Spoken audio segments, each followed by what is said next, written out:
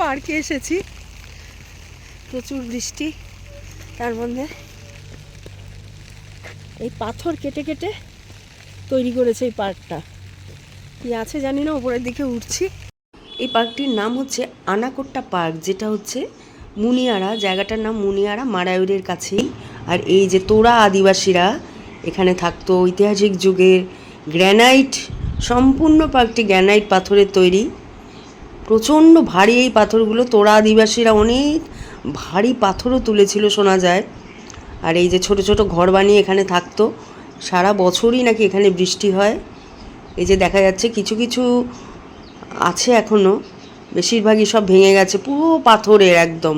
আমরা অনেক উঁচুতে উঠেছি এবং এখান থেকে কান্থালুর ভিলেজ পুরো দেখা যায়, কান্থালুর ভিউ পয়েন্ট। কত বছর আগেকার সব, পুরো জায়গাটাই পাথর দিয়ে তৈরি।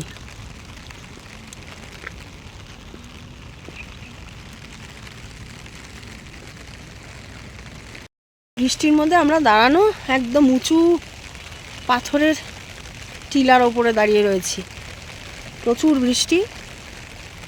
আর সকালবেলা ঘুরতে বেরিয়েছি, এই বৃষ্টি মাথায় করেই আমরা ঘুরছি। ফলস দেখলাম 2-3টে, এখন এসছি এই পার্কে। এত বৃষ্টিটা না সব গন্ডগোল করে দিয়েছে, বলো, বৃষ্টিটা গন্ডগোল করে দিয়েছে। এত বৃষ্টি যে কিছুই বোঝা যাচ্ছে না। ঠিক এই জায়গাটাই হচ্ছে কান্থালুর ভিউ পয়েন্ট। এই যে দূরে দেখা যাচ্ছে ভিলেজ,